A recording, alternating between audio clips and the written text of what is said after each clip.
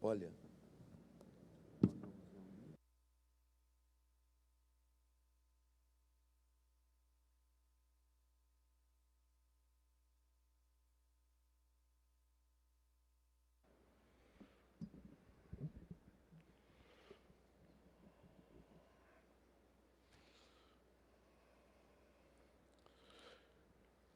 Querida igreja, com alegria na minha alma, eu vos cumprimento na paz do Senhor. Vamos abrir a Bíblia, Evangelho de Jesus Cristo, escreveu João, no capítulo 19, João 19, versículo de número 38, eu quero ler alguns versículos. João 19, 38. Os que encontraram por bondade, queira dizer um amém. Diz o texto sagrado. Depois disso, José de Arimateia, o que era discípulo de Jesus, mas em oculto, por medo dos judeus, rogou a Pilatos que lhe permitisse tirar o corpo de Jesus. E Pilatos lhe permitiu. Então foi, tirou o corpo de Jesus, e foi também Nicodemos, aquele que anteriormente se dirigia à noite a Jesus, levando quase 100 libras de um composto de mirra e aloés. Tomaram, pois, o corpo de Jesus, envolveram em lençóis com as especiarias, como os judeus costumam fazer na preparação para o sepulcro. E havia um horto naquele lugar, onde fora crucificado, e no horto um sepulcro novo, em quem ainda ninguém havia sido colocado. Amém? Pode tomar o teu assento. Nesta oportunidade eu quero tecer gratidão a Deus pelo privilégio que Deus nos dá de estar aqui pela primeira vez. Quero ser grato a Deus pela vida do pastor Álvaro Sanches, presidente desta igreja e presidente também da Comadetrim. E nesta oportunidade ser grato a Deus pela vida dos companheiros. Pastor Jairo Santana, que eu costumo dizer que é meu vizinho rico. Somos vizinhos de campo. Eu pastoreio Jabuticabal, que dá 45 quilômetros de Ribeirão Preto. E para mim é uma alegria revê-lo. Um grande amigo que Deus nos deu, um companheiro, vizinho.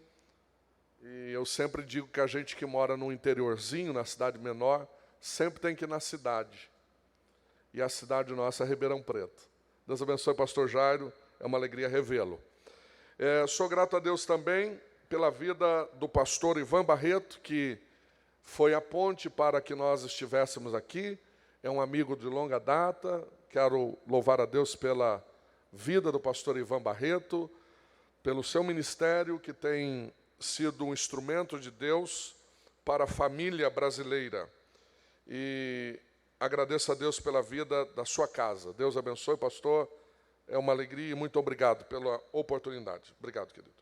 E cumprimentando esses amados irmãos, eu cumprimento também o pastor Eliel, que tem nos recepcionado, pastor Saulo também, que é um amigo. Estamos sempre juntos em São Paulo. Sempre é uma alegria, pastor Saulo, revê-lo e compartilhar da história missionária. Meus amados irmãos, eu trago saudações também do nosso pastor José Wellington Costa Júnior. Estive com ele e disse que estaria aqui. Ele mandou saudações para todos os membros da Comadetrim. Se os nossos irmãos recebam, queira dizer um amém. Deus continue abençoando. Pastor José Wellington Costa Júnior é o nosso vice-presidente ali em Jabuticabal e temos trabalhado juntos para com que o nome do Senhor venha a ser glorificado. Queridos, eu tenho a bênção de anunciar para os irmãos algum material.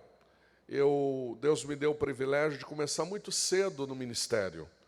E eu tenho cooperado com a obra, escrevendo alguma coisa, e isso tem sido uma inspiração minha desde os meus 11 anos de idade. Monteiro Lobato escreveu que quem escreve um livro construiu um castelo, mas quem os lê entra dentro do castelo.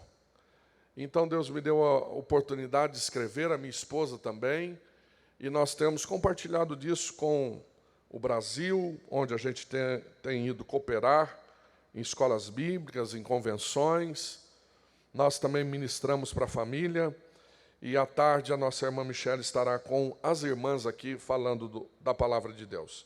Mas eu quero anunciar para os irmãos que eu tenho participação em alguns livros, e eu quero apresentar esse livro para os irmãos, que pena que temos pouco, que eu estou vindo da convenção do Piauí, e não tive tempo ainda de ir a São Paulo buscar o material, devido ao início de ano.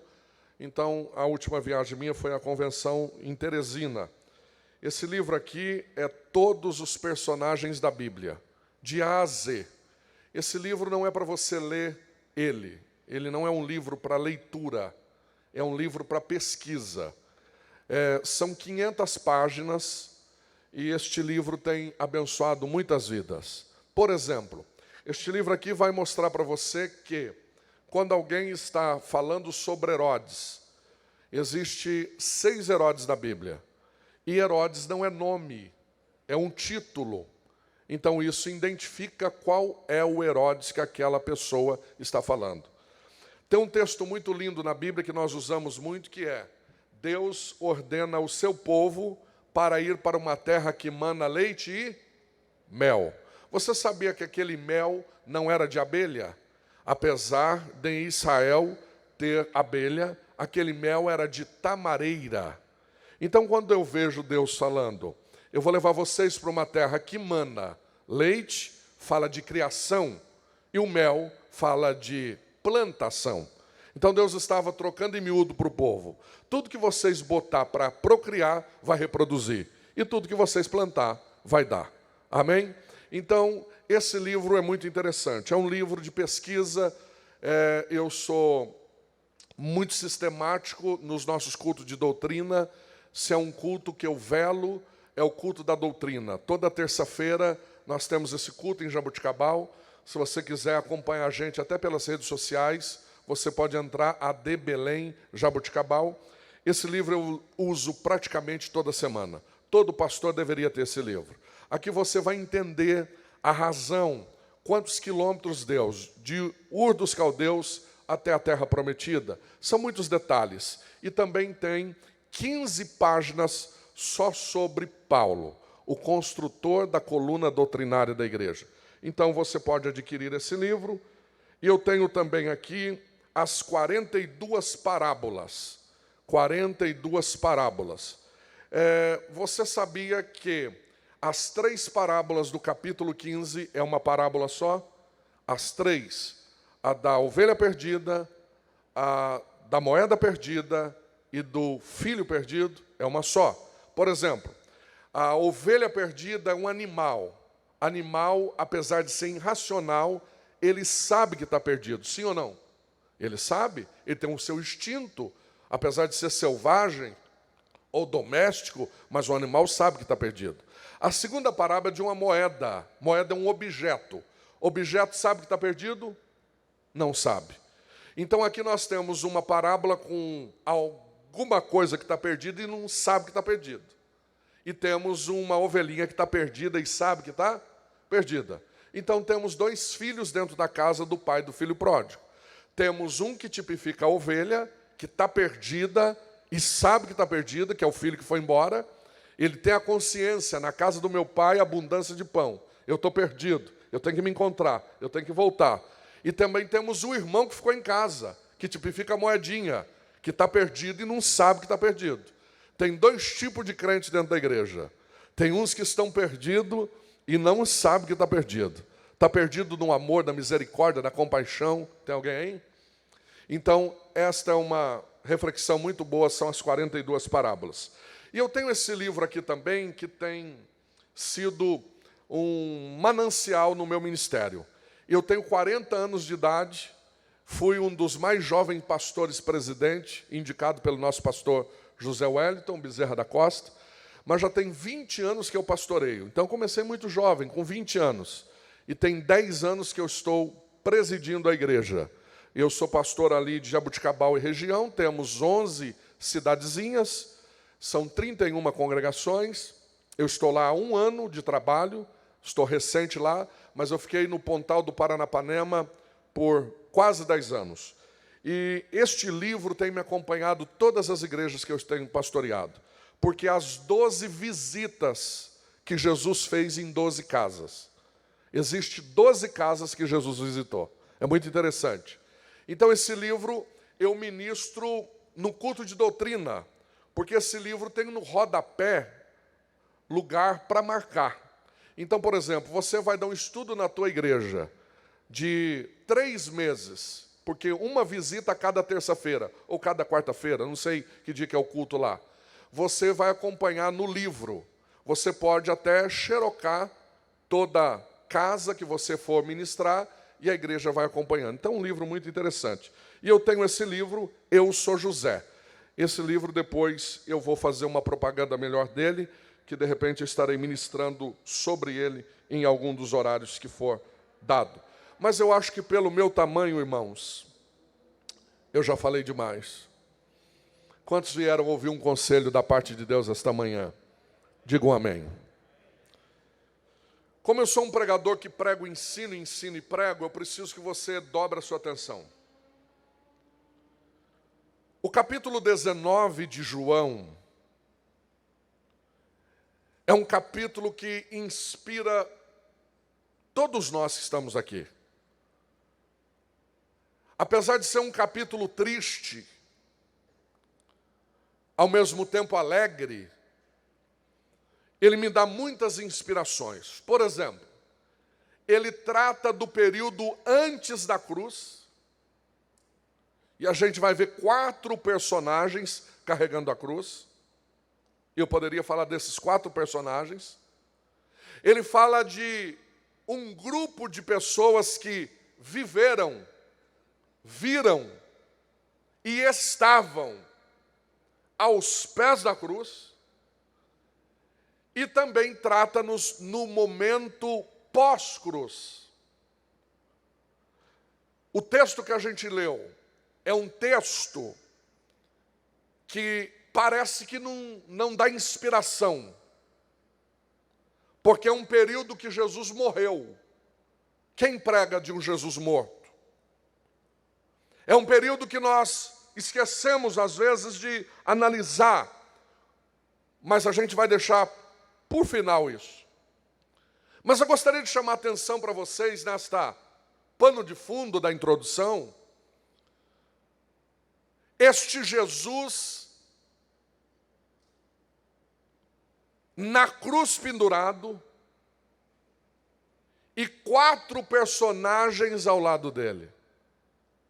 Se você olhar calmamente no texto, no capítulo 19, você vai perceber que aos pés da cruz de Jesus estavam os soldados. Quem era o primeiro grupo?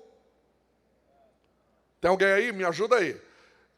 É didático isso. Primeiro grupo, soldados. Se você puder anotar, anota, porque mais vale um lápis pequeno do que uma memória grande. Eu tenho rabiscos em casas de 15 anos atrás, que hoje me inspira em uma mensagem através desse rabisco. O primeiro grupo que estava aos pés da cruz eram os soldados. O segundo grupo, Maria Madalena. Quem era o segundo grupo? O terceiro grupo era Maria, mãe de Jesus. Quem era? Maria, mãe de Jesus. E o quarto grupo era João. Então vamos lá. Didático.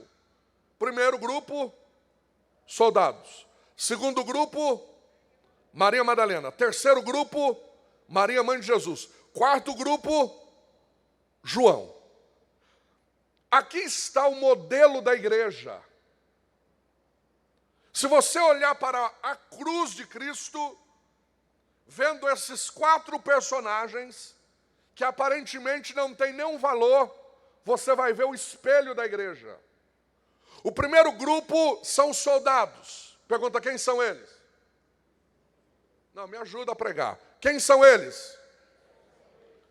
Os soldados que estão na igreja. Se eu perguntasse para aquele grupo de soldados, o que vocês estão fazendo aqui? Sabe o que eles diriam, pastor Saulo? Nós estamos aqui cumprindo um dever patriótico. Nós estamos aqui defendendo a nossa bandeira.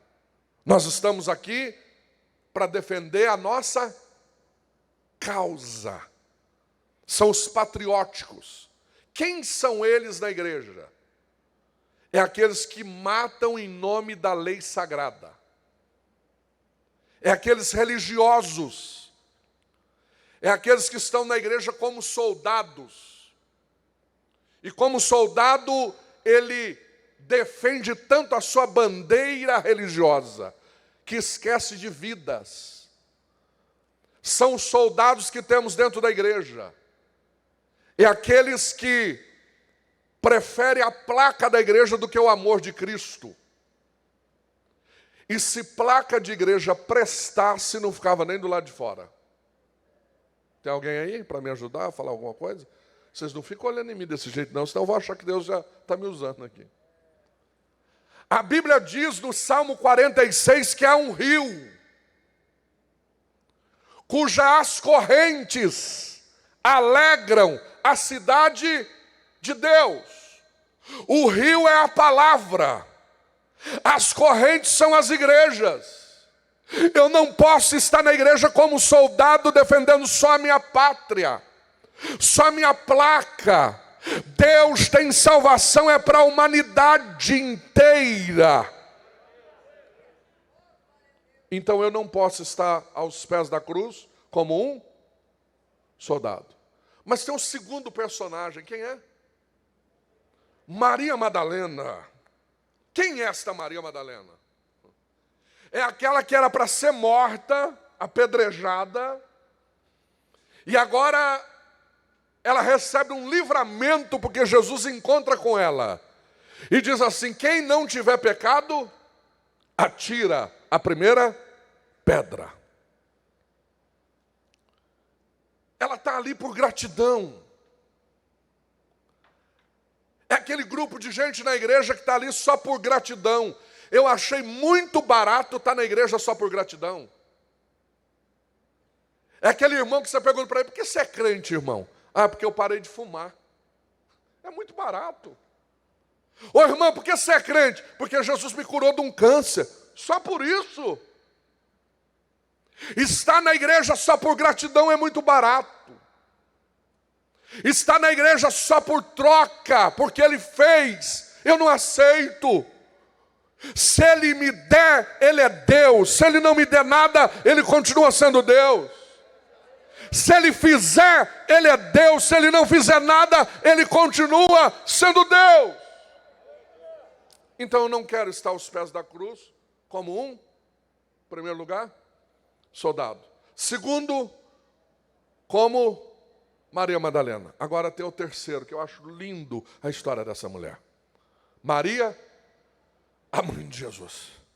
Se eu perguntasse para ela, Maria, o que você está fazendo aos pés da cruz, minha filha? Ela sabe o que ela diria para mim? Ele é meu filho, é coisa de família. Ah, você está aos pés da cruz porque ele é teu filho? É meu filho, foi gerado no meu ventre. Sabe quem são esses dentro da igreja? Por que você é crente, irmão? Porque o meu avô fundou uma das igrejas aqui nessa cidade. Por que você é crente, irmão? Porque a minha tataravó, ela que organizou a primeira festa do ciclo de oração nesse campo. Estar na igreja só por coisa de família é muito barato. Filho de peixe é peixinho, mas filho de crente não é crentinho. Tem muita gente na igreja só por causa de família. Tem alguém aí? Vocês me ajudam falando alguma coisa aí. Está na igreja só por causa de família, e hoje está terrível isso. Porque você é crente, irmão. Agora a pergunta que eu quero falar para os senhores ministros. Se o teu sogro ou teu pai, eu não conheço ninguém, então aqui é fácil eu pregar. Senão eu ia falar que eu estava dando indireta. Eu não conheço ninguém, é a primeira vez. Ou eu vou a primeira vez e fico, ou vou e nunca mais volto. Não tem, eu prego há 25 anos e é desse jeito. Se o teu sogro ou teu pai não fosse pastor, você seria ministro? Responda para você mesmo. Se ninguém da tua casa... Já respondeu? Esse negócio de família não existe. Você tem que ter uma experiência real com Deus. Obra de Deus não é cadeira marcada, obra de Deus é chamada.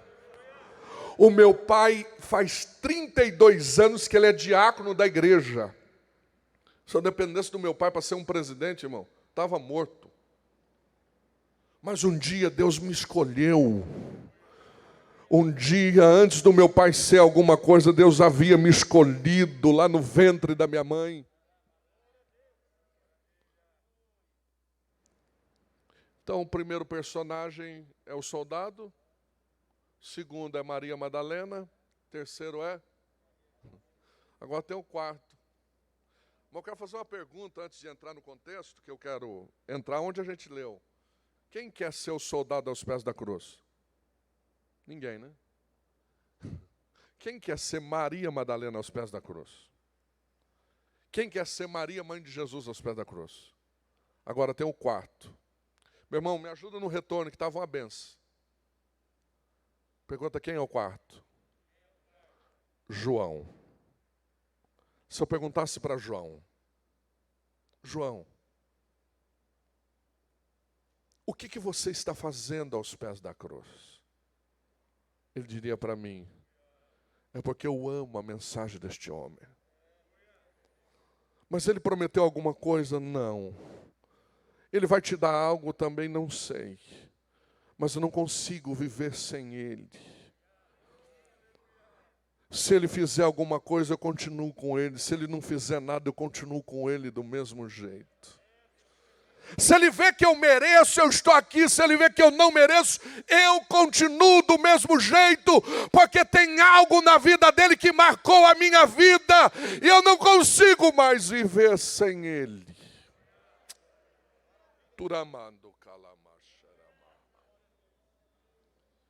João está aos pés da cruz sem interesse. E quem está aos pés da cruz sem interesse, recebe coisas que pessoas normais nunca irão receber. Se você procurar do texto, depois que a gente lê o capítulo 19 na Bíblia, você não vai encontrar mais os soldados. Você não vai encontrar mais Maria Madalena. Você não vai encontrar mais a Maria, mãe de Jesus. E olha que começaram a matar todos os profetas. Começaram a matar todos os apóstolos. Um era esfolado, outro pregado numa cruz de cabeça para baixo, outro ao fio da espada, outro apedrejado. E parece que eu estou vendo o diabo dizer, está matando todo mundo.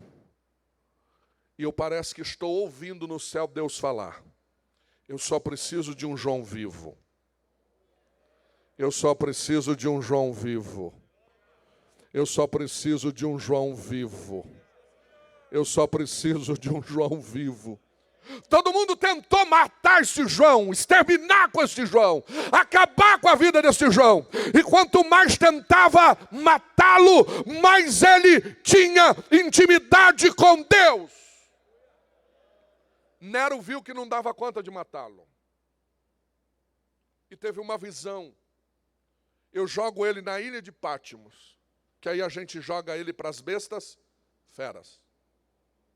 E quando jogaram na ilha de Pátimos, eu entendo que quando Deus permite uma porta se fechar aqui, Ele abre uma ali. Deus olha para João e diz, João, vem fazer uma visita na minha casa.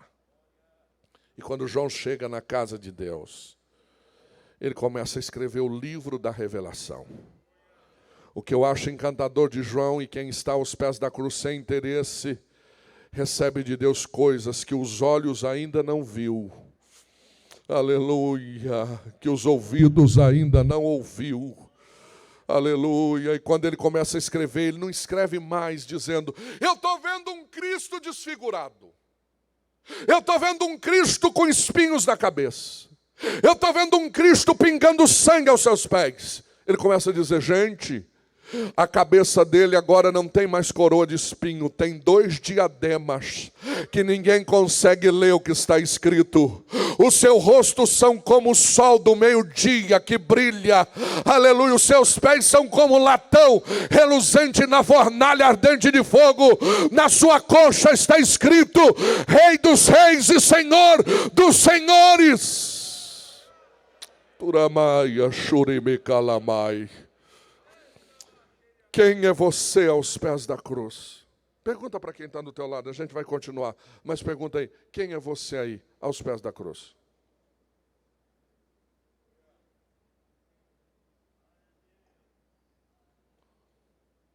Capítulo 19. Tiraram Jesus. Ele está morto no chão. Disse no início que não dá inspiração, porque o véu já tinha sido rompido.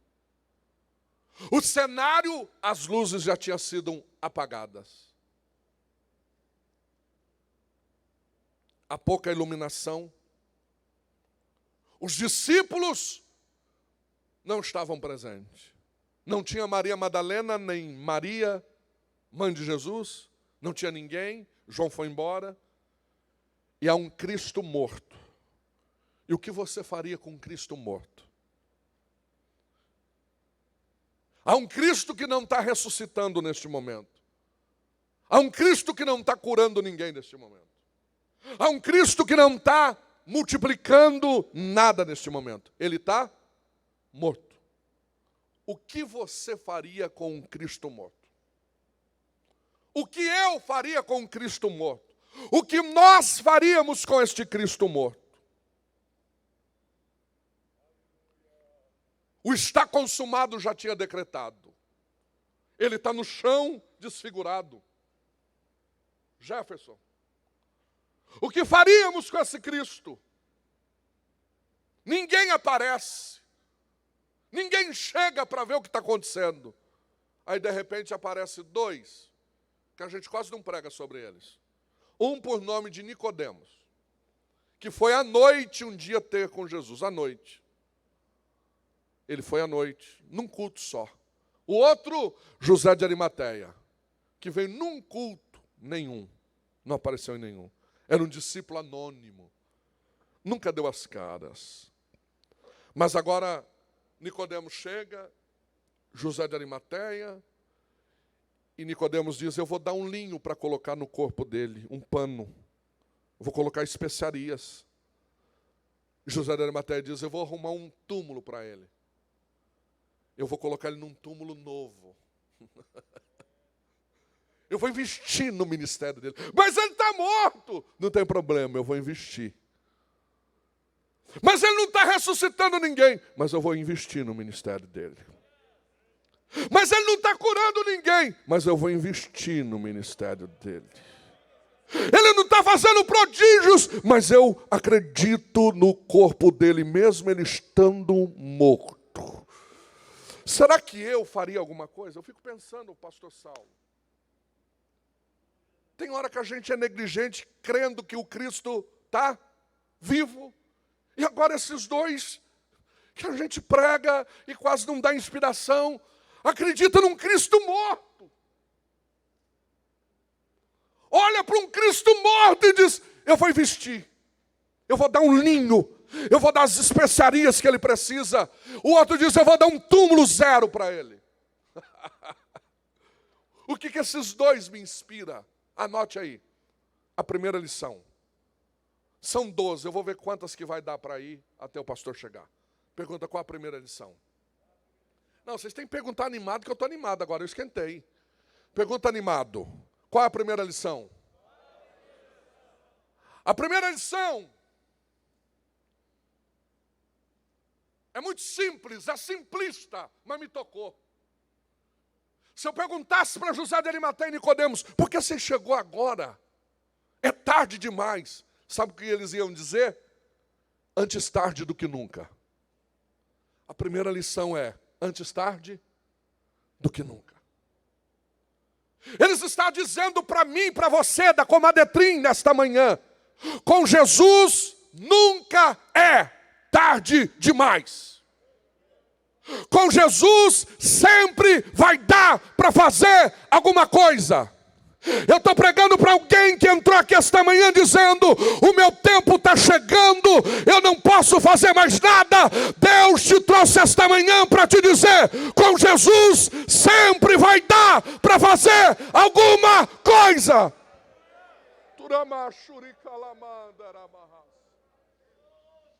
Deus te trouxe aqui para te dizer que com Jesus nunca é tarde demais. Nunca é tarde para amar, nunca é tarde para perdoar, nunca é tarde para abraçar, nunca é tarde para evangelizar, nunca é tarde para pregar, nunca é tarde. Com Jesus nunca será tarde demais. Eu fui pastor no litoral e um jovenzinho daquela congregação falou, pastor, por eu não fumar, não beber, eu presto, eu sirvo o exército, eu sirvo a marinha, melhor dizendo, e o meu comandante pediu para mim fazer uma expedição em alto mar. Eu vou ficar 6 meses em alto mar, eu não vou vir mais na escola dominical, não vou vir mais nos ensaios, eu estou preocupado. Eu falei, não, Deus vai te dar graça. Oramos, passou-se o tempo, Deus deu uma inspiração para ele, ele começou a juntar, sabe garrafinhas PETs, de 600 ml? Essa é boa para o senhor ouvir, pastor Saulo, vai gostar. E ele começou a juntar, acho que o senhor já ouviu. Ele começou a juntar. E aí ele foi pintando de cores fluorescentes, sabe? Os verde-limão, umas cores bem chamativas. E ele entrou naquele gigante navio cheio de sacos cheios de garrafa. Ninguém entendia nada. E ele trabalhava 8 horas por dia, tinha 16 horas para ficar em paz. Ele entrava dentro do quartinho dele e Deus dava uma inspiração para ele, ele escrevia uma mensagem evangelística. E ele começou a colocar em vários idiomas. E ele colocava ali em vários idiomas e colocava dentro da garrafinha, fechava a boca da garrafinha e só fazia uma oração assim, salva pelo menos uma alma, Jesus. E jogava em alto mar. Acabou a expedição, ele voltou 6 meses para casa, testemunhando, uma experiência incrível. Todo mundo feliz. Passou 1 ano. Quanto tempo? 1 ano. Ele abriu a sua caixa de e-mail. E um e-mail em italiano. E mais ou menos o e-mail dizia assim: eu estava para dar cabo à minha vida. Eu tenho uma ilha, e falou a localização da ilha, na Itália, e eu estava à beira-mar, em cima de uma pedra, com um revólver na cabeça. Mas uma garrafinha foi girando e a onda foi jogando.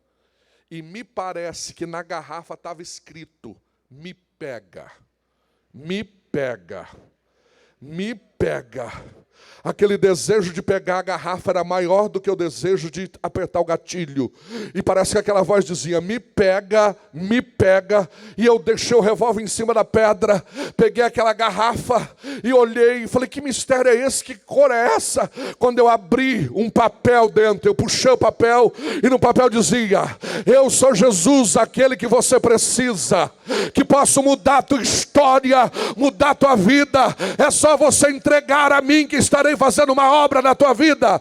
Eu entreguei a Jesus, fui batizado nas águas e estou mandando este e-mail para dizer, valeu a pena aquela mensagem.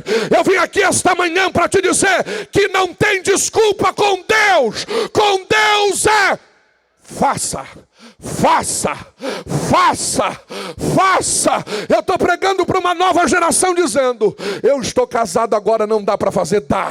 Alguma coisa dá para você fazer. Eu estou pregando para alguém, quem sabe disso, o meu tempo foi, não dá para fazer mais nada. Dá, porque com Jesus nunca é.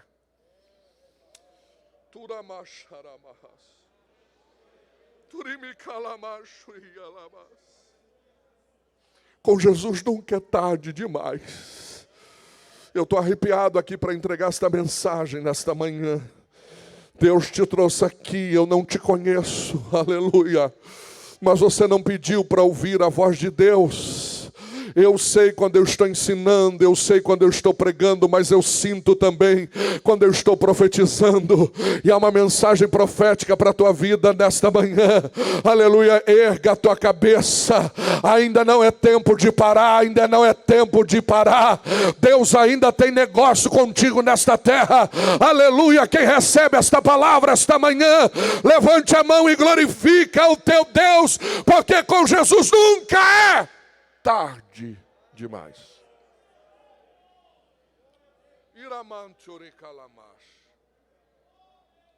Obrigado, Jesus.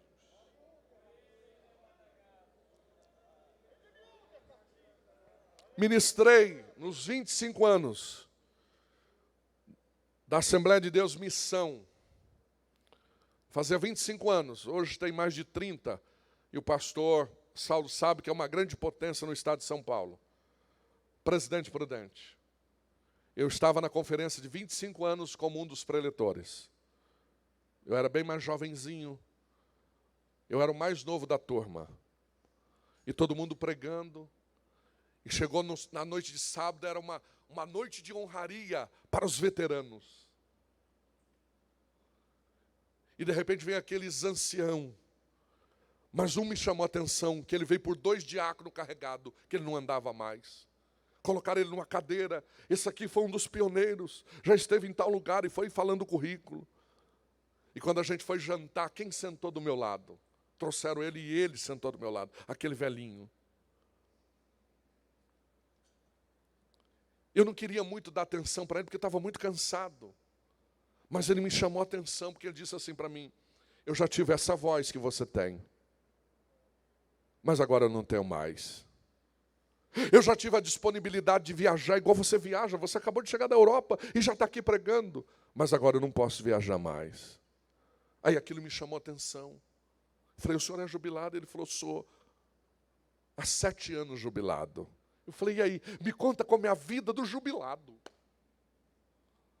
Ele falou: olha, eu pensei que os 2 primeiros anos era acordar de pijama e dormir de pijama. Eu fiquei 2 anos dentro de casa.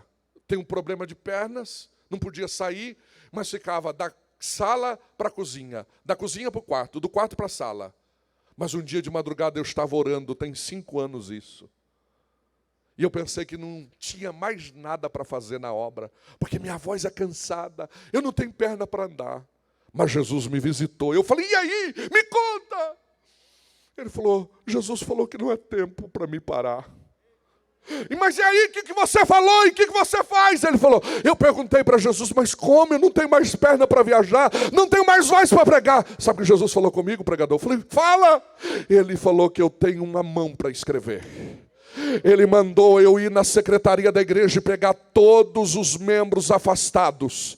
E eu comecei a fazer um histórico, mandando cartas semanalmente. Tinha semana que eu mandava 10 cartas, tinha semana 5 cartas. O pastor nos deu autorização e eu comecei. E nos domingos, essas almas que recebiam a carta durante a semana, ia para o tempo sede. Em um mês nós recebemos mais de 30 irmãos que voltaram para Jesus. Sabe por quê? Com Jesus nunca é tarde demais. Eu vim aqui esta manhã para te dizer: levante a tua cabeça, o que Deus tem é maior. Quem está entendendo esta palavra? Há uma presença de Deus dentro desta casa, há uma presença de Deus dentro desta casa. Aleluia, eu gostaria que você olhasse para quem está do teu lado, dá um toquinho nele, eu sei, com restrição, e diga assim: com Jesus nunca é tarde demais. Com Jesus nunca é tarde demais. Diga isso: com Jesus nunca é tarde demais.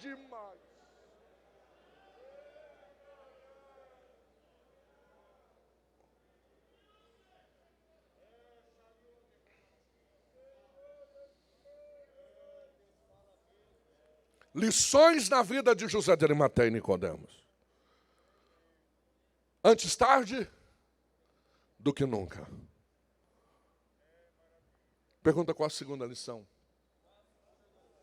A segunda vai dar uma apertadinha. Vocês querem que pula ou continua? Vai apertar. Quem gosta de chave de Deus aí, levanta a mão. Chave de fenda. O irmão, na hora que eu falei chave de fenda, já desceu logo. Essa aqui é uma chave de fenda de Deus. E o engraçado da chave de fenda de Deus é que ele vai apertando a gente vai gritando, e a gente falava que não ia, vai, a gente falava que não tinha jeito, tem jeito, porque a chave de fenda dele, qualquer parafuso soberbo chega no lugar. A segunda lição é muito interessante. É que esses dois, José de Arimateia e Nicodemos, quem está entendendo? Demoraram a aparecer. Mas o dia que apareceram, apareceram com resultado. Vou falar de novo. Eles demoraram a aparecer. Mas o dia que apareceram, apareceram com resultado. Igreja é de lugar de gente aparecer. O deputado está aqui para aparecer. Veio aqui. Porque aqui é lugar de gente aparecer. Tem gente que eu vou cantar um hino, porque aqui eu vou me promover. Igreja tem esse poder. Eu quero uma oportunidade na comadretrinha, eu estou aqui para ter essa oportunidade. Não conheço o triângulo, quero conhecer. Igreja é lugar de gente aparecer. Mas eu vim aqui com uma proposta diferente hoje. Você pode até aparecer, mas apareça com resultado, pelo amor de Deus. A igreja está cansada de gente que quer aparecer, mas não aparece com resultado. E nós precisamos tomar cuidado com isso. Eu estou falando para um público seleto de pastores, de congregação, de setores, de campo, com muito temor e tremor. Eu fico vendo obreiros da minha igreja que quer pregar todo domingo. Mas não sai nada. Tem irmã que quer cantar todo culto, mas não acontece nada. E ainda quando vai pregar tem um espírito de humildade, né? Irmãos, eu vou pregar hoje, mas não sou pregador não. Se não é pregador, desce daí, irmão. Que demore 6 meses para você aparecer.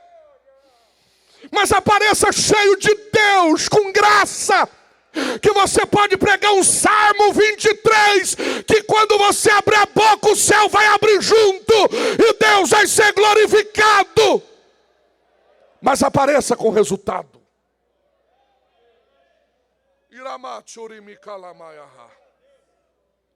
Quer cantar todo culto.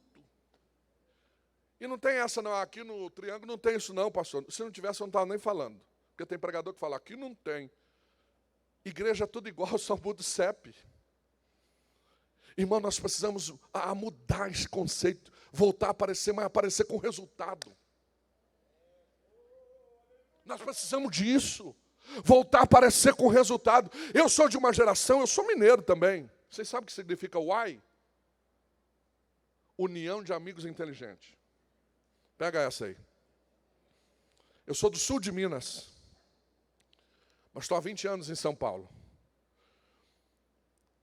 E eu me lembro quando eu era jovenzinho, adolescente, acabava a escola dominical e corria em casa para almoçar. Depois do almoço, sabe o que eu ia fazer? Andar nas ruas atrás dos meus amiguinhos de escola. Sabe para quê? Para levar para o culto à noite. Eu falava, eu preciso pelo menos fazer uma alma ouvir a palavra.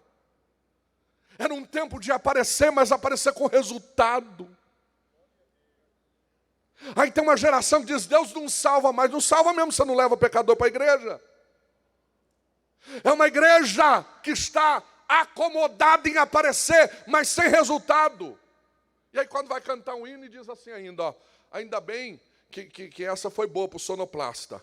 Porque agora está sendo o pendrive, né? Mas quando era o CD, deixava o CD o dia inteiro no carro, virava um 8 CD, sol quente de Uberlândia, ia cantar, o inimigo está furioso, irmão. Está furioso nada, você que não preparou. Irmãos, eu vou cantar um hino, se eu errar, os irmãos me perdoam. Eu não perdoo. Para cantar uma música no programa do Raul Gil, tem que ficar 7 dias confinado lá.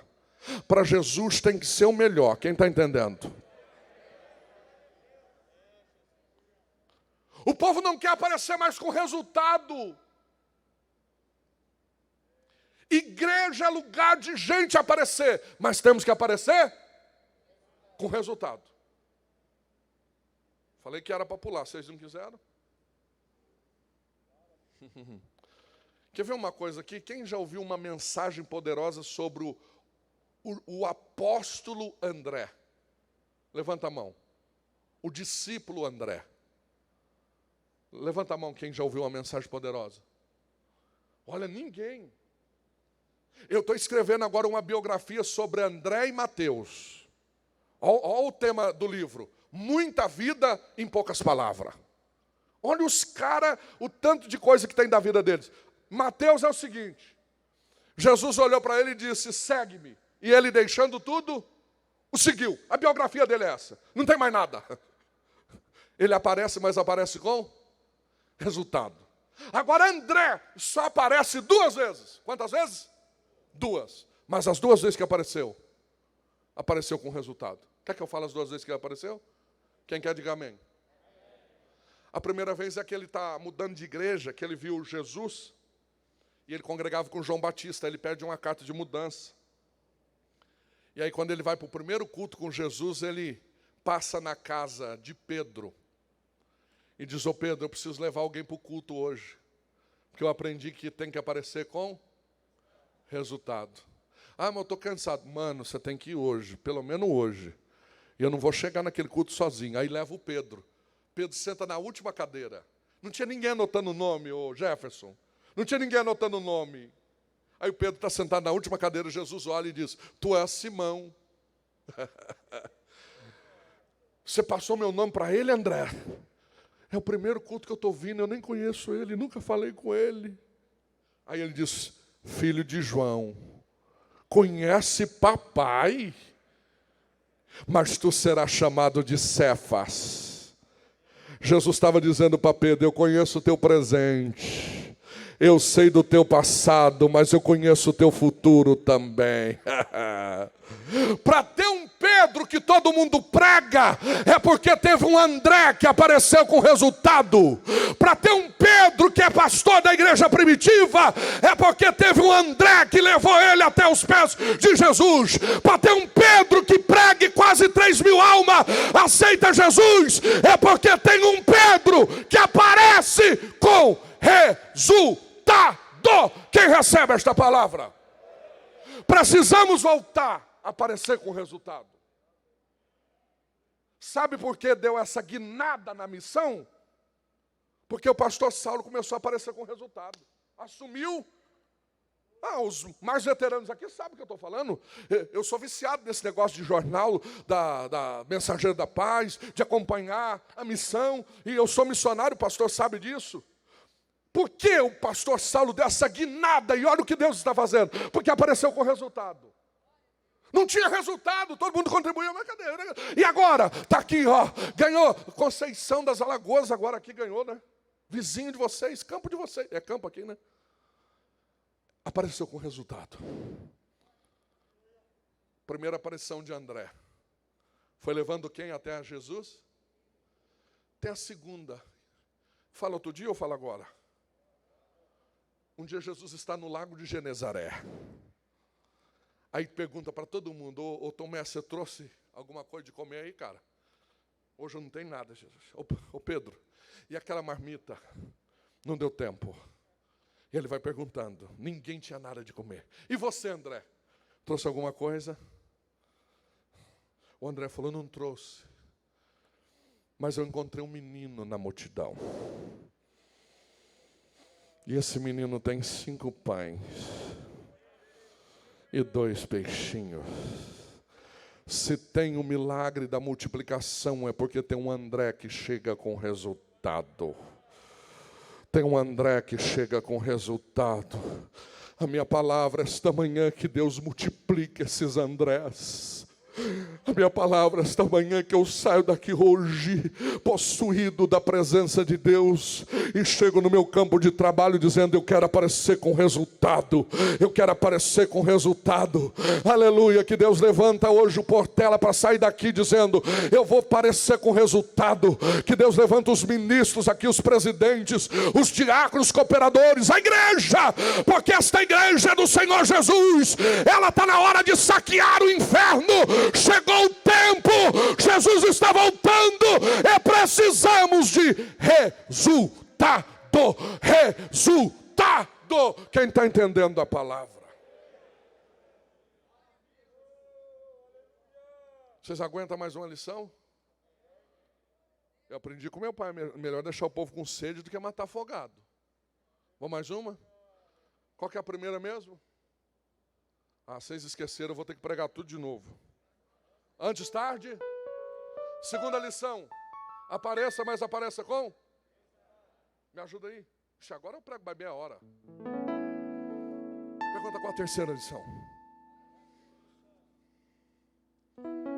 A terceira lição é que o ambiente era macabro. Jesus está morto. Quem está entendendo? É um momento de dor. É um momento, pastores, de angústia. É um momento de lágrima. É um momento feio. Não tem ninguém. Mas eles transformaram aquele momento em momento sagrado. A terceira lição é transformar o momento em momento sagrado. Vai parecer até culto de doutrina, mas eu vou ter que falar. Nós precisamos transformar os momentos em momento sagrado. Eu sou um jovem pastor, eu tenho o privilégio de falar com vocês, veteranos. Eu deveria estar ouvindo vocês. E sabe uma coisa que eu aprendi na igreja?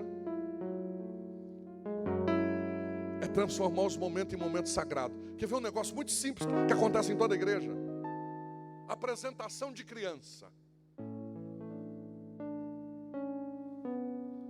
Apresentação de criança nas nossas igrejas de Assembleia de Deus, não estou generalizando, mas a maioria é uma lástima. O pastor está dando um aviso da cantina, tem pastel, irmãos, compra lá, ajuda. Ô pastor, o filho da irmã Gumercinda está aí, para apresentar hoje. Entra um menino aqui. Já pega o menino. Ô irmão, não esquece do pastel, vamos orar. Pai, chega na cena. Toma, irmão. Eu não posso pensar assim como líder. Pode ser mais uma apresentação para mim. Para aquela família é um momento mais sagrado. Vendo esse momento sagrado, sabe que a gente criou? Eu e minha esposa já tem 10 anos. E eu vou dividir com vocês e pode multiplicar essa ideia.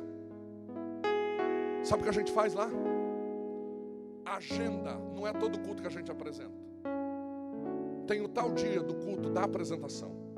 A gente faz o certificado, coisa natural. A gente compra uma Bíblia da Sociedade Bíblica. Coloca um adesivo da nossa igreja. Pega ali um marca, identificação, põe dentro da Bíblia na capa.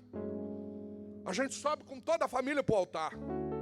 A gente faz um juramento de fé. Se aquele casal vai levar aquela criança aos caminhos que ela deve andar.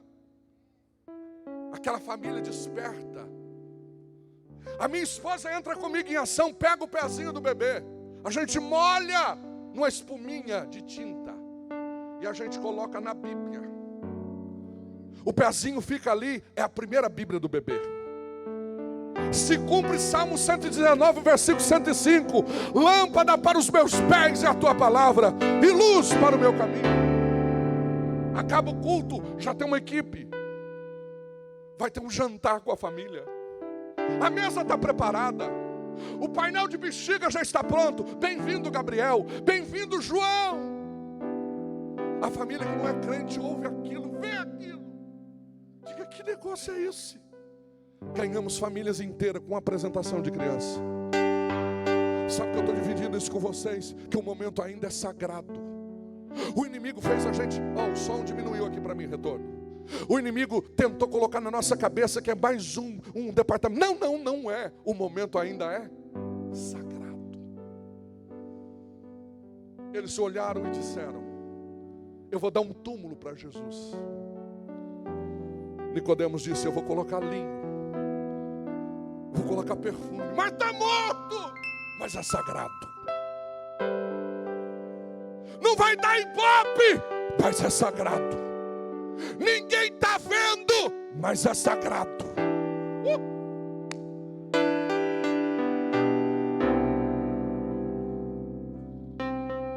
Sabe o que a gente precisa? A voltar a transformar o momento em momento sagrado. Sabe a maior tristeza que eu tenho de dirigente de congregação? É que tem alguns que deixam a gravata deles dentro do carro com o nó pronto para o outro culto.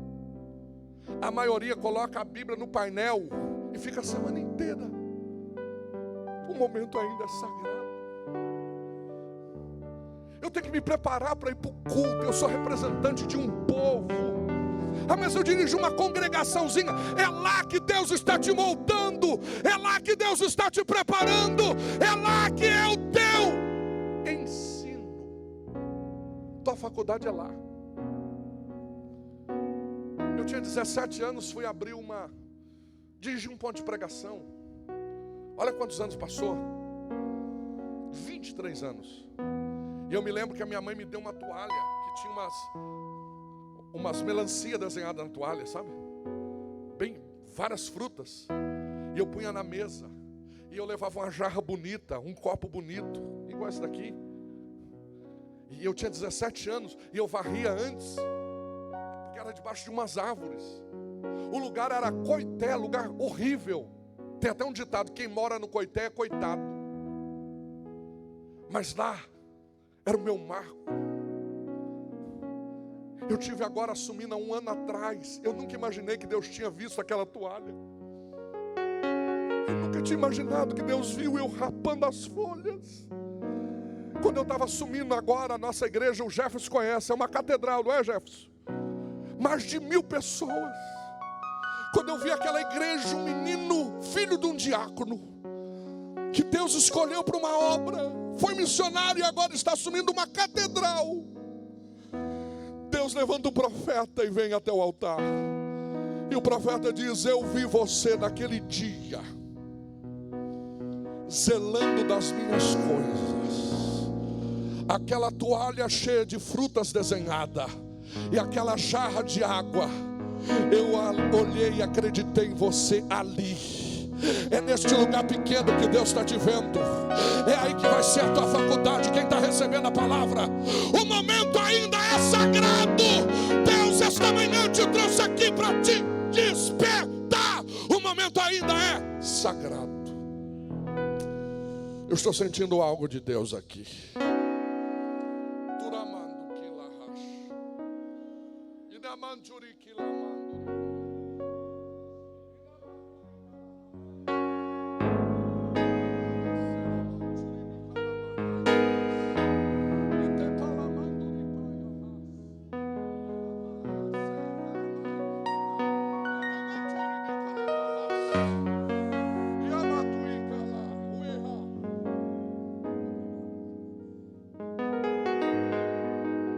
O momento ainda é sagrado.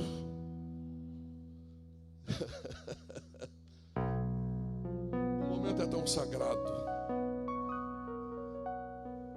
Assumi uma congregação, uma cidadezinha de 9.000 habitantes. Minha esposa tinha acabado de fazer psicologia e precisava de uma escola para fazer a manutenção, o estágio. E a gente conversou com o prefeito. Ele falou: olha, tem uma escola aí, mas ela é terrível.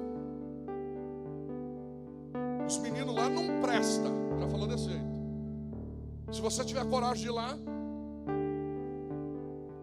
A minha esposa sentiu o toque de Deus. Diz: é lá que os meninos não prestam que eu vou. E ela fez estágio lá por 1 ano de manhã, gratuitamente. E quando chegou no meio do ano, ela falou para mim: filho, aquelas crianças estão em estado desumano. não tem janela, não tem tinta nas paredes. Vai fazer uma visita. Vai que Deus toca no teu coração. E eu fui um dia de manhã lá, quando eu vi aquelas crianças rebeldes, as paredes todas sujas. O Espírito Santo falou comigo.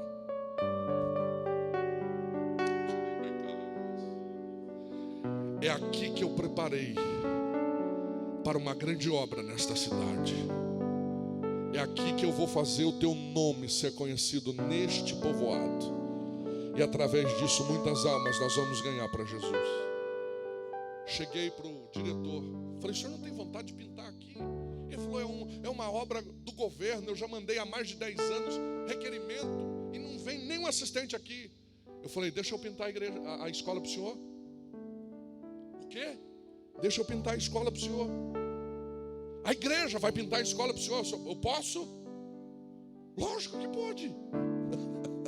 Mas o que vocês vão fazer? Deixa com a gente. Cheguei no domingo, reuni todos os irmãos. Nós precisamos mostrar que nós não estamos aqui só para esquentar banco e tocar trombones. Nós precisamos mostrar para esta cidade que tem um povo que faz a diferença. O momento ainda é sagrado. Daquele grupo pequeno da igreja, consegui uns 30. Vamos fazer a primeira coisa, uma feijoada. Vamos levantar fundo. A gente pediu uma ajuda para os professores daquela escola, para o diretor, resumindo a ópera. Levantamos quase 11 mil reais para tinta, só na feijoada. E a gente teve ali mais de 300 dias de serviço, Assembleia de Deus. Meu menino de 5 aninhos ia pintar. Dia de sábado era coisa linda. As professoras fazendo bolo, comida pra gente. E a Assembleia de Deus, os presbíteros pintando. Sabe por quê? A gente tem que aparecer com resultado. E o momento ainda é sagrado. Até quando você vai ficar dentro daquela congregação só orando? E Deus me ouve, Deus me ouve. Deus está precisando você agir. Deus está precisando que você saia de lá. Deus está precisando, e esta manhã Deus te trouxe aqui para te dar uma injeção de ânimo.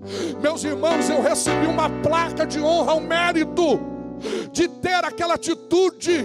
Deus nos deu mais de 20 almas através daquela atitude. Sabe por quê? O momento ainda é sagrado. Quem recebe esta palavra? Nós precisamos mudar o nosso comportamento, porque o momento ainda é sagrado. Sabe aquela visita que você vai fazer? E você diz: aquela visita lá é uma casinha de uma irmã lá. Põe a melhor gravata a partir de hoje. Pega a Bíblia pentecostal e larga a mão de abrir a Bíblia na hora e falar: Deus vai me dar. Não, prepara o esboço. É lá que Deus está te moldando. Sabe a oportunidade para cantar? Já venha pronto, porque o momento é sagrado. Já diga assim: Deus já falou comigo que eu ia receber essa oportunidade. Sabe aquela mensagem que você quer pregar todo domingo? Guarda esta mensagem no óleo, no azeite. Vai para a madrugada, porque a partir do momento que você abrir a tua boca, o céu vai abrir. O momento ainda é sagrado. Deus vai ver a diferença. E eu vou começar a encerrar com mais uma lição, e depois a gente vê o que faz. Vocês aguentam mais uma? Qual que é a primeira? Ó, as irmãs estão aí, hein? Qual que é a primeira lição? Segunda lição. Terceira. Não, vou falar um pouquinho do momento sagrado ainda. Como pastor, nós precisamos entender que até a nossa vestimenta é sagrada. Há uma geração de irmãs que quer desfilar no nosso meio. E você é o culpado, viu, pastor? Porque se você não fala lá, quem vai falar? Tem alguém aí? Eu cheguei na Santa Sé, na nossa igreja, e falei: o que é isso, gente? Tinha até uns negócios para tampar, sabe? Tampar perna de irmã. Falei: pode tirar daí. A partir de hoje eu vou abrir uma conta na Casa de Tecido. 1 metro para cada irmã. A igreja paga. Mas não tem mini-saia aqui mais. Estou falando para o obreiro. Se você não falar isso lá, quem vai falar? O momento ainda é sagrado, meu irmão. O momento ainda é sagrado. Cheguei lá. Deus tem abençoado. Aí vi uma geração de homens também. Porque os machos agora, uns terninho curto. Tem alguém aí? Mostrando tudo. E a gente não vai falar? Para pôr um terno daquilo, acho que tem que juntar 2 pessoas, não é possível. Irmãos, aqui não é casa de desfile. O momento ainda é sagrado. O momento ainda é sagrado. Você, pai, que está aqui, que deixa a tua filha fazer o que quer, chega a hora que quer com o namorado, você está querendo o quê, meu irmão? Eu tenho 2 garotos, um de 18 anos e um de 13 anos. Programamos 5 anos para nunca pagar 2 faculdades junto. Por bondade de Deus, o meu menino de 18 anos, formado em teologia, 18 anos, morávamos numa cidade, ele estudava numa escola particular, andava 110 quilômetros por dia, 55 para ir, 55 para voltar. Nunca me acordou para pegar o ônibus. Falei, papai faz a parte dele, você faz a tua. Prestou agora a faculdade aqui em Passos, Minas Gerais. Faculdade Atenas, medicina. Eu falei, Senhor, está nas tuas mãos. Eu não tenho condição. Chegou o resultado agora, semana passada. Aprovado. E uma carta da faculdade. Nós fazemos questão do teu filho estudar aqui. Porque ele prestou em vários lugares, até aqui em Uberlândia. Mas nós fazemos questão do teu filho estudar aqui. Porque vimos o comportamento dele, as notas dele. Sabe por quê? Não é que a gente é melhor. É que eu ensinei para ele que o momento é sagrado. O menino pobre que nasceu na roça. O filho com uma bolsa de estudo fazendo medicina. Peguei o nosso carro agora, fui fazer esta semana a matrícula. Falei, Jesus, agora eu não tenho condição de pagar para ele morar. Vira moradia, R$2.000, dividindo com 8 meninos. Falei, como que eu vou pagar 2.000? Quem crê que Deus é bom? O momento é sagrado. Fui na casa do pastor Nivair, da nossa igreja, Assembleia de Deus, Missão de Paz. Já preguei muito em escola bíblica lá, o Jeff esteve lá também agora. Falei, pastor Nivair, eu vim aqui, rapaz, você não tem contato de uma irmã que tem uma casa, de um irmão, para alugar um cômodo para o meu menino ficar? O meu menino você conhece, é crente. Ele falou, rapaz, eu estava esperando você aqui. Na igreja eu já preparei a suíte dele. A gente chegou na igreja, subiu a escada, eu comecei a chorar. Frigobar. Eu já pus uma cama de casal, porque ele tem 1,90 m. Está aqui, ar-condicionado. Não vai pagar nada. É um presente para a nossa igreja receber um príncipe desse. Eu vim dizer para você que o momento é sagrado. Tudo que você planta um dia você vai colher. E eu estou pregando esta manhã aqui para você dizer: não desanime, o que Deus tem é melhor. Vale a pena servir a obra. Fui pastor em São Pedro da União, já estou encerrando. Na hora que o chefe chegar, é o combinado. Acho que dá uma lição ainda. Se não der agora, tem a tarde. A gente continua. Fui pastor em São Pedro da União, um lugar muito difícil, estrada de terra, missionário. Esse menino de 18 anos era de colo. Um dia não tinha fralda e nem leite para dar para ele. E tem dia que você vai procurar profeta e não acha. Mas você tem que ser o profeta. Peguei ele peladinho no colo. Estou contando isso para glorificar o céu. E falei: filho, você entrou na chamada do pai sem querer. Porque os filhos entram sem querer. A chamada é individual. Lembra de Maria? O anjo tem que descer para confortar José. Diz: ó, eu sei que você não tem chamada. Ele está trocando em miúdo, mas pelo menos aceita a chamada dela. É isso. A chamada é do pai. Peguei o menino no colo, peladinho. Falei: Felipe, nós estamos passando uma prova, mas faz parte. Mas eu profetizo na tua vida que isso tudo vai passar. E quando você tiver a idade de batismo, o pai vai levar você para batizar lá em Israel, onde Jesus foi batizado no Jordão, com 14 anos de idade. Fiz uma caravana para Israel, levei um grupo de pastores. E o dono da empresa disse: olha, eu vou te dar 3 passagens. Uma para você, uma para tua esposa, escolhe um obreiro. Eu falei: esse obreiro é o Felipe. Vou levar ele para batizar. Minha mãe falou: eu quero ir junto. A sogra falou: eu quero ir junto. Virou mais uma caravana de família. Todo mundo lá no Jordão. E eu prometendo, cumprindo uma promessa que eu prometi para ele. Sabe por quê? O momento é sagrado. Eu vim aqui dizer algo para os obreiros que ficam falando nos corredores da casa: obra acaba com a gente. Você está desviando o teu filho dentro de casa. Para você que vive falando: a obra de Deus está fazendo eu passar limitações, você está desviando a tua filha dentro da tua casa. Eles estão pegando preconceito da igreja. Eu prego faz 20 anos para os meus filhos, desde quando eles estavam na barriga. Obra de Deus é lugar da bênção. Obra de Deus é lugar que Deus prometeu bênção. Quem está entendendo a palavra? Quem está entendendo a palavra? O momento é sagrado. Agora eu falo a quarta lição para a gente começar a encerrar. Pergunta: qual a quarta lição? Ah, você está desanimado, parece que não vai aguentar ouvir mais uma não. Se vocês perguntarem animado, eu falo. 3, 2, 1, bem animado.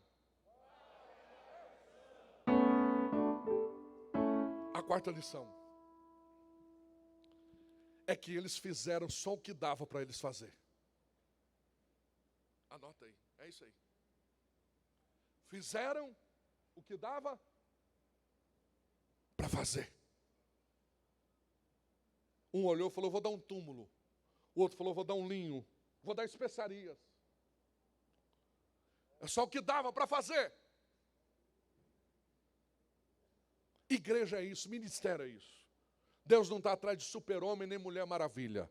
Deus está atrás de gente que faça o que dá para fazer. Um falou: vou dar um túmulo. O outro: eu vou dar um linho. Dá para fazer? Dá. Cansou o tecladista? Deixa Deus te usar. Ministério é isso, é fazer o que dá para fazer. Um falou: eu vou dar um túmulo. O outro: eu vou dar um linho. Dá para fazer? Dá. Agora a pergunta que não quer calar: será que eu estou fazendo o que dá para me fazer? Será que você está fazendo o que dá para você fazer? Eu vou completar a frase, quem entender dá pelo menos um amém. Quando a gente faz o que dá para a gente fazer, Deus faz o que a gente não consegue fazer. Quando a gente faz o que dá para a gente fazer, Deus faz o que a gente não consegue fazer. Vou repetir: quando a gente faz o que dá para a gente fazer, Deus faz o que a gente não consegue fazer. Eu digo de novo: quando a gente faz o que dá para a gente fazer, Deus faz o que a gente não consegue fazer. Um olhou e falou: eu vou dar um túmulo. O outro: eu vou dar um linho. Dá para fazer, José? Dá. Dá para fazer, Nicodemo? Dá. Aí Deus olhou do céu e falou: colocaram no túmulo? Colocaram. Agora abrir o túmulo é comigo. Vou falar de novo, uma irmã só entendeu. Um olhou e falou: eu vou dar o túmulo. Dou. O outro: linho? É. Já está lá dentro? Como? Tá. Agora abriu o túmulo de dentro para fora. Deus falou: é comigo. Quando a gente faz o que dá para a gente fazer, Deus faz o que a gente não consegue fazer. Eu estou arrepiado aqui. Quem acredita em palavra profética? Inamaya seca lamar. Iramanturibikalahas. Deus te trouxe aqui esta manhã para dizer: até hoje você tem feito o que dá para fazer.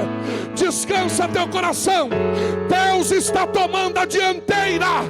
Deus está tomando a dianteira. Quem recebe esta palavra? Quem recebe esta palavra?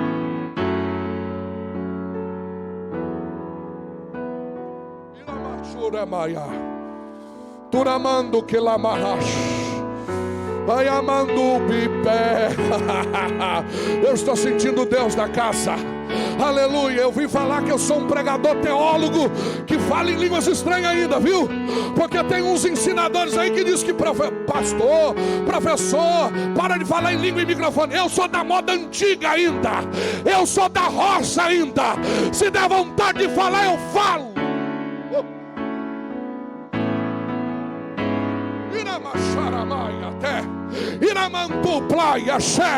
Deus te trouxe aqui esta manhã para dizer: continue fazendo o que dá para fazer. Continue fazendo o que dá para fazer.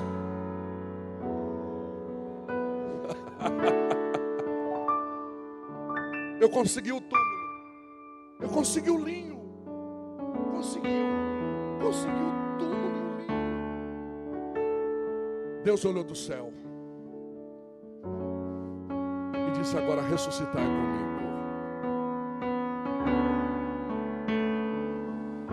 Ressurreição é com Ele. O impossível é com Ele. Eu estou pregando para você que conseguiu o túmulo até agora, conseguiu o linho até agora. Eu estou arrepiado, não sei se você acredita nisso. Aleluia, mas essa mensagem é pelo menos um obreiro aqui. Deus te trouxe aqui para te dizer: descansa, agora é com Ele. Agora é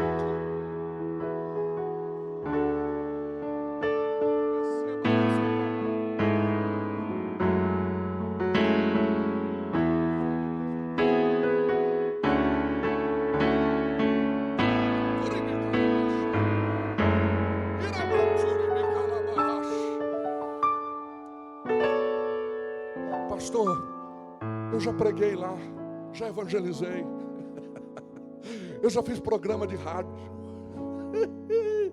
aleluia, eu já dei bom testemunho na cidade, fez o que dava para fazer, que bom, agora é com Ele, aleluia, aleluia, agora é com Ele, quebrar o coração de pedra é com Ele, aleluia, convencer o pecador é com Ele.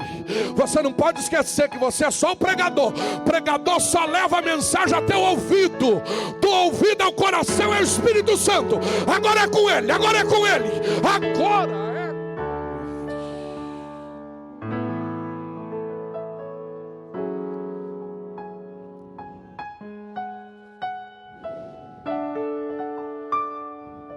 Topadaga Choramada Gairamash Totaramandorobo. Eu estou acreditando que em convenção Deus ainda dá dons espirituais. Eu estou crendo que esta convenção é diferente. Eu tenho andado pelo Brasil com as convenções, mas são as convenções de briga. Mas aqui é paz. Aqui, aleluia, foi Deus que ergueu, foi Deus que chamou, foi Deus que instituiu. Há um clima espiritual aqui. Deus está dividindo dons espirituais esta manhã. Só para quem recebe, só para quem recebe, só para quem recebe.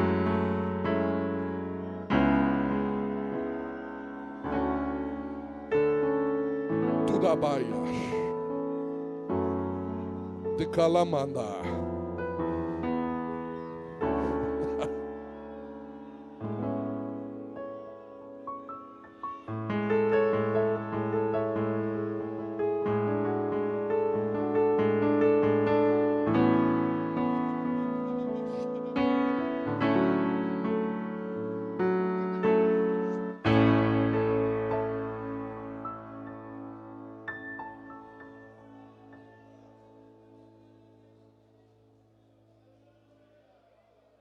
Oh glória, oh glória.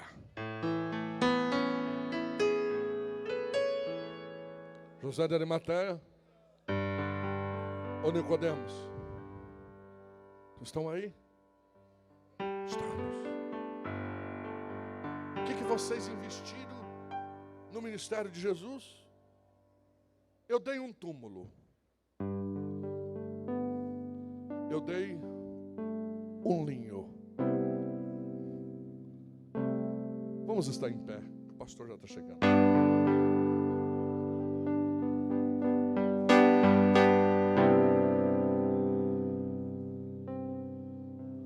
Vocês investiram no ministério de Jesus, mesmo ele estando morto?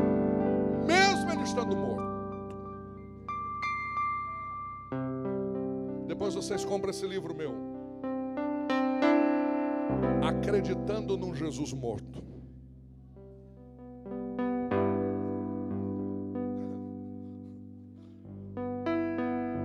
Deus olhou e gostou.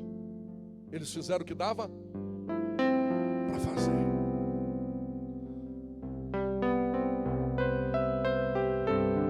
Deus falou: agora eu vou mudar o cenário. Vocês acham que o povo vai para Israel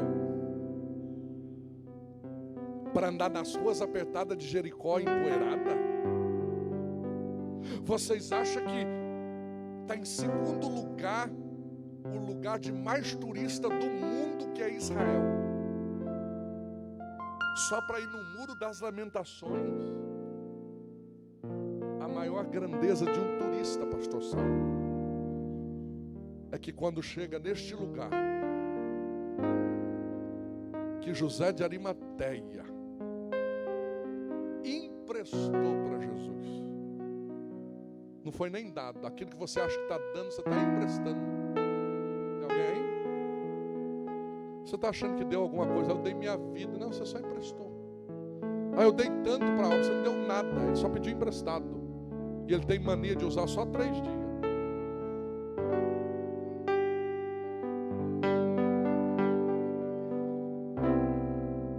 Quando José de Arimateia empresta o túmulo para Jesus, Jesus ressuscita.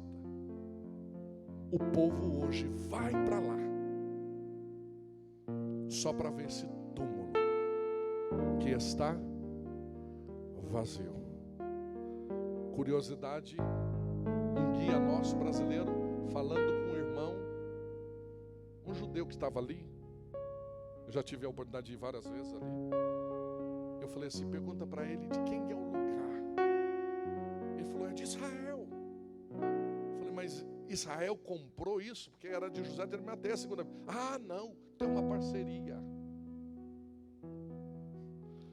Eu entendi tudo. Todos os lucros daquele jardim fechado, que é lugar de visitação, para aqueles que investem na obra de Deus, tem recompensa longe. Aquilo que você está fazendo com zelo e com cuidado com a obra de Deus hoje, Deus está vendo os teus tataranetos, os teus bisnetos, os teus filhos. Quem recebe esta palavra? Nós vamos orar neste momento. Pastor chegou? Vamos orar? A minha oração é que Deus nesta noite, ou melhor nesta manhã, nos levante de uma maneira tão especial, que nós possamos pegar estas 4 lições. Qual que é a primeira? Antes tarde. Segunda lição: apareça, mas apareça com. A terceira lição: o momento é. Terceira lição: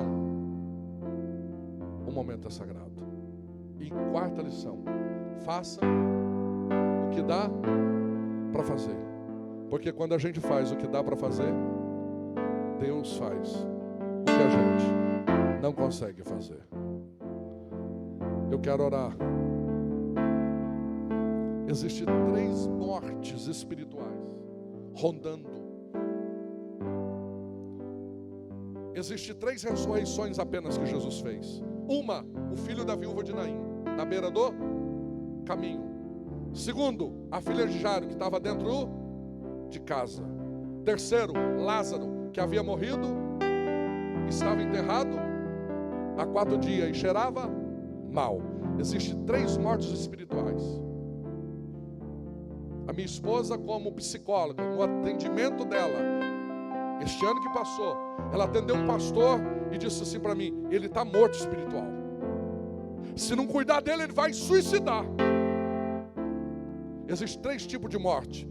Tem uns que estão morrendo na beira do caminho. Tem uns que estão morrendo dentro de casa. Tem uns que o diabo está dizendo assim: já está morto.